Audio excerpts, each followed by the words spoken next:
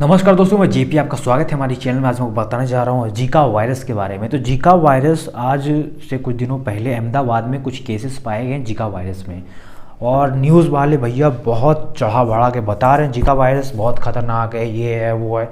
तो आइए जानते हैं जीका वायरस के बारे में कि जीका वायरस एक्चुअली में क्या है, हमारे शरीर में या किसी के शरीर में जाने के बाद कौन कौन सी बीमारी, कौन कौन सी डिजीज़ देता है, भैया कितना खतरनाक है ये जीका।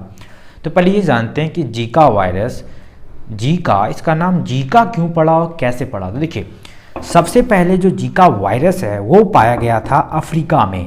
अफ्रीका में युगांडा नाम का एक जगह है जहाँ पर जीका फॉरेस्ट है। 1947 में जीका फॉरेस्ट में एक बंदर के अंदर ये वायरस पाया गया। एक बंदर बहुत बीमार हो गया तो उससे भाई ये ले जाया गया हॉस्पिटल, अस्पताल। ये जीका फॉरेस्ट की बात है, पता लगाया गया तो एक नई वायरस पता लगा कि भाई ये नया प्रकार का वायरस है जो कि मिलता जुलता था डेंगू के वायरस से।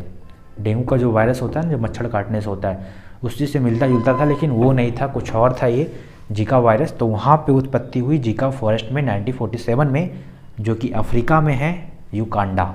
ओके, तो देखिए, तो आप सोच रहे होंगे कि ये भैया अफ्रीका का वायरस है, तो अफ्रीका का वायरस इंडिया में या फिर पूरे देश में या पूरे वर्ल्ड में कैसे फैलता है। देखिए, ये फैलता है टूरिज़्म के थ्रू, ट्रैवलिंग के थ्रू। हमारे इंडिया के बहुत सारे ट्रैवलर हैं जो दूसरे देश जाते हैं घूमने के लिए, या दूसरे देश के बहुत सारे लोग हैं जो इंडिया आते हैं घूमने के लिए, ताजमहल देखने के लिए, कुतुब मीनार देखने के लिए, भाई अलग अलग जगह देखने के लिए। यहाँ के लोग जाते हैं एफेल टावर देखने के लिए, बुर्ज खलीफा देखने के लिए, क्यों नहीं जाते भाई। जाओगे दूसरी देश तो भैया वहाँ वायरस है, ऑफ कोर्स वहाँ से कुछ ना कुछ तो लेकर आओगे। हमारा टेक्नोलॉजी अभी इतना भी विकास नहीं किया है कि आपके अंदर के वायरस को स्कैन करके डिटेक्ट करके वहाँ पे किल कर दे, ऐसा भी टेक्नोलॉजी नहीं है, ठीक है।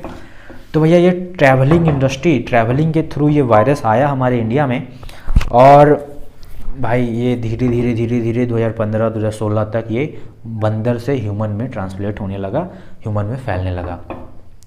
तो इसमें सिम्टम क्या है, इसमें सिम्टम क्या हो सकते हैं। देखिए, सिम्टम अधिकांश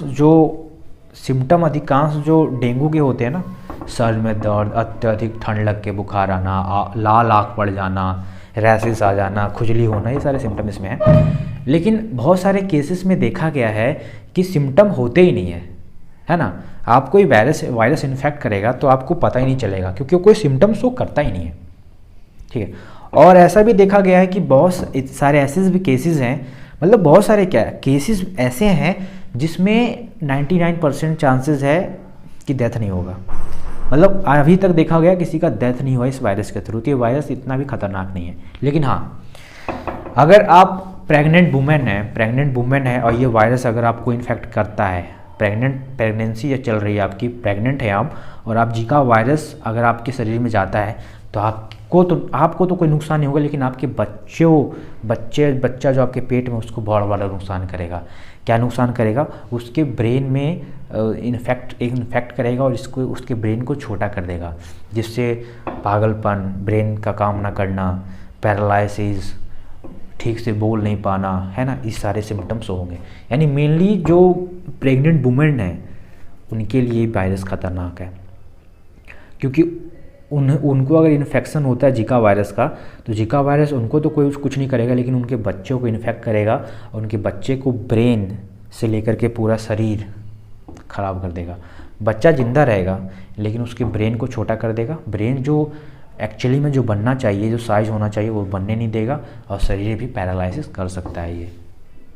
आइए अब जानते हैं कि जीका वायरस सबसे ज़्यादा कैसे, किन कारणों से फैलता है। तो देखिए, पहला कारण है मॉस्किटो। ये मॉस्किटो, अगर कोई इन्फेक्टेड है मॉस्किटो इस वायरस से, जीका वायरस से, वो आपके डंक करता है, आपको शरीर में आता है, लगाता है, तो भैया आप उस वायरस से इन्फेक्ट हो सकते हैं। या फिर सेक्सुअल कॉन्टैक्ट से, अगर आपके जो पार्टनर है वो जीका वायरस से मतलब ग्रसित है, अगर आप उसमें रिलेशनशिप बनाते हैं तो आप भी उससे ग्रसित हो सकते हैं, ठीक है। अब प्रेग्नेंट वुमेन में मैंने आपको बता ही दिया, प्रेग्नेंट वुमेन में सबसे ज़्यादा होता है, सबसे ज़्यादा खतरा प्रेग्नेंट वुमेन को ही होता है इसमें, और बच्चों को होता है, ठीक है। क्योंकि मानसिक स्थिति पे, मानसिक तौर पे बहुत ज़्यादा वो कमज़ोर कर देता है बच्चों को, जो कि वो गर्भ में होता है, पेट में होता है, ठीक है। तो ये वायरस उतना भी खतरनाक है, इसमें कोई डेथ अभी तक रिकॉर्ड नहीं किया गया है कि इस वायरस को होने के बाद, जीका वायरस होने के बाद कोई मर गया है, ऐसा तो नहीं हुआ है। लेकिन भैया बच्चों को बहुत ज़्यादा नुकसान पहुंचाता है, ब्रेन को छोटा कर देता है, ब्रेन को डैमेज करता है, ठीक है, लकवा या पैरालिसिस हो सकता है, ठीक है, और इसका कोई अभी तक वैक्सीन भी अवेलेबल नहीं है। और हाँ, अगर आप एडल्ट हैं, एडल्ट में अगर ये वायरस होता है तो अगर आपका इम्यून सिस्टम कमज़ोर है, आपको टीबी है, HIV है, कैंसर है, ये सब वाली अगर बीमारी आपको है तो आपका इम्यून सिस्टम को सी बातें कमज़ोर होगा तो आपको पैरालिसिस हो सकता है। ओके, तो ज़्यादातर ये जो इन्फेक्ट करता है वो वुमेन के करता है, जो वुमेन प्रेग्नेंट होती है। ओके, तो जीका वायरस कोई इतना भी खतरनाक बीमारी नहीं है जो न्यूज़ वाले या बताते हैं। अहमदाबाद में अभी कुछ हाल ही के दिनों में डिटेक्ट हुआ है, डरने वाली बात नहीं है, कोई कुछ नहीं है। आप अपनी सेहत का ध्यान रखें, इम्यून सिस्टम को अच्छा रखें, बस और कुछ नहीं। तो फ्रेंड्स, इस वीडियो में इतने देखने के लिए बहुत बहुत धन्यवाद। अगर आपके मन में कोई सवाल है, सुझाव है, बवाल है, कमेंट बॉक्स आपका है। Thank you for watching.